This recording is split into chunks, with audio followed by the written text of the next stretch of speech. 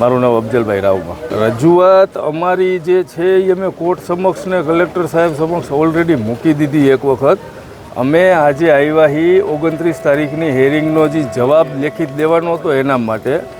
એમાં અમારા વકીલ મારફત જે જવાબ તૈયાર કરવામાં આવ્યો છે એ જવાબ અમે અત્યારે સબમિટ કરીને દેવાના છે.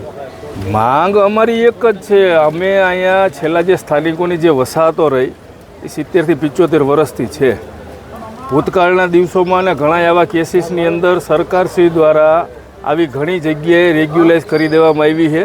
તો આ જે સ્થાનિકો અહીંયા રહે છે, જે વિધવા બહેનો હોય, જે આશરા વગરના થઈ જાય, જે નોંધારા થઈ જાય, કેટલા એવા વયોવૃદ્ધ છે, જે જો એનું મકાન વયું જાય તો એ નોંધારા થઈ જાય. અમે તો એ બધાને લઈ અને આટલા વર્ષો થઈ ગયા લોકો અહીં સ્થાનિક છે તો એમને આ જગ્યા રેગ્યુલાઇઝ કરી દેવી, અથવા તો એના માટે જે હાઈકોર્ટ જે હુકમ કરે, જે નક્કી કરે, એના માટે અમે એ સ્વીકારવા તૈયાર છીએ. તમને લાગે એવું છે કે તંત્ર મોદી સાહેબને અમને મળવા દેશે?